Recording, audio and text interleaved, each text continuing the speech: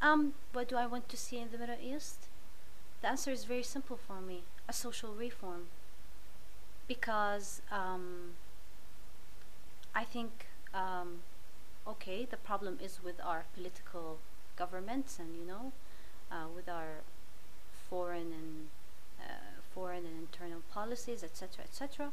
But really, the problem lies within us, and unless people start changing their mindsets, um, um, no change, no real significant change is gonna happen. And it can be as simple as people challenging themselves, taking that extra mile. What's something you need to change about yourself? Or are you already the perfect social model? Yeah, I am. No, what I need to change about myself is, I think, educate myself better about what's happening in my region, what's happening in my own backyard, um, connecting with other people from other Arab countries, because, um, you know, Libya is sort of right next door, not really, but and um, at this point, I'm feeling kind of apathetic to what's happening, because, um, there are. I really I don't know any Libyan people. I've never even talked to one. So I think that's essential, to educate myself and to also challenge that hopelessness within me that I was raised on. That feeling that I mean, I do challenge it, but it's at the back of your head. No matter what you do, you're going to end up with so much less. So why even bother?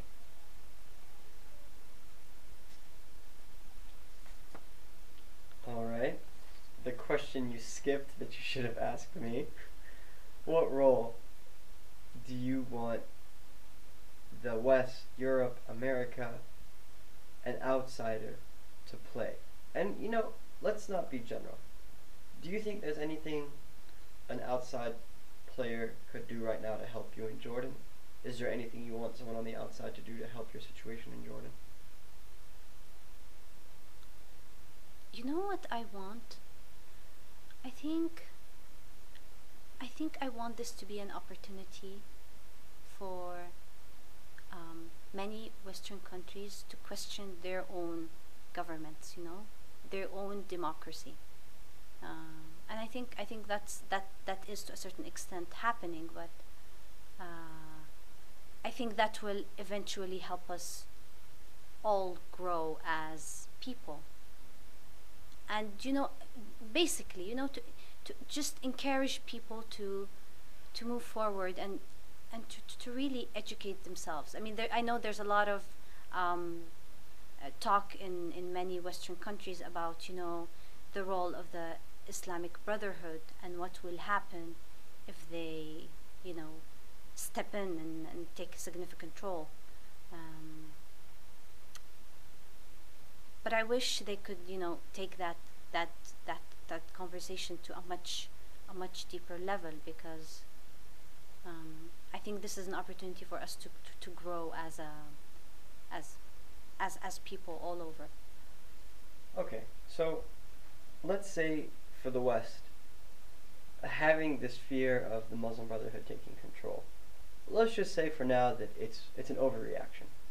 Can you tell me what is a fear that the West should have? What should they be worried about instead of the Muslim Brotherhood? What should they be focusing on?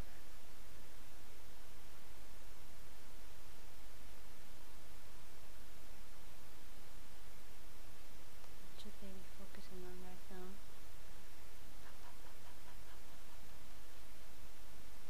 Or what should they be afraid of?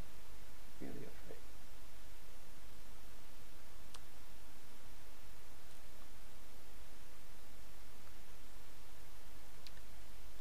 I think it's a big responsibility for them to be asked to, like what happened with the international intervention. I think they should be concerned about that because that's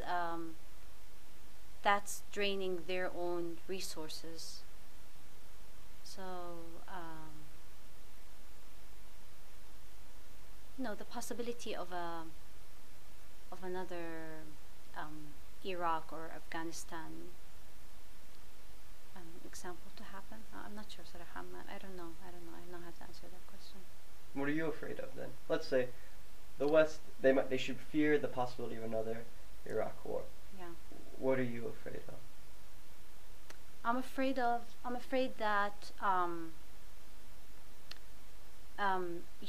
we become too enthusiastic about this, and we don't take it where it should go. I'm afraid that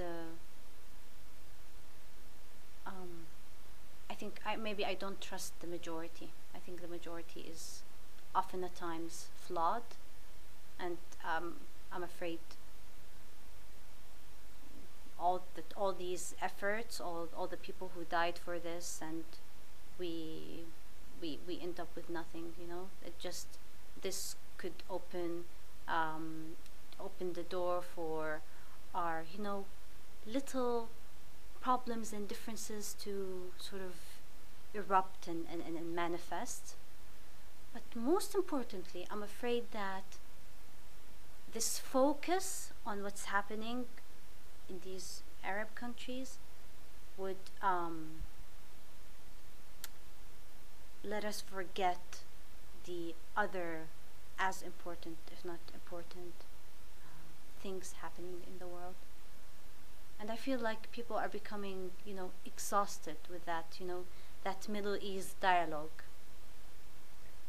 But well, you're Jordanian Palestinian, or I don't want to identify you or define you, but what do you think Palestinians feel when they look at Tunisia, when they look at Egypt, and they see, and I'm massaging this here, a successful, non-violent uprising? What do you have a feeling for what the reaction is? Like, do you look back on the Intifada and say, maybe that method isn't going to work anymore? Do you feel there's any kind of internal reflection for Palestinians who have been under occupation for so long, who have had Arab countries constantly talk about this occupation and never about the oppression that they felt in their own countries? Now all of a sudden they have these revolutions, all of a sudden they're valuing their freedom, and Palestine is almost the situation's been changing, but more or less not a state yet. I think Palestine. It's a different story, because obviously the struggle is not a struggle with a government or a political party. It's a struggle with existence. It's sometimes it's for a lot of Palestinians. It's either us or them. And there has been a lot of injustice. So I think, and this is already happening, I think this is an opportunity for the Palestinians to reflect on their own government, the PA and Hamas, and how that should change, that should drastically change, So maybe a mini revolution would be good, but I'm not sure how feasible that is.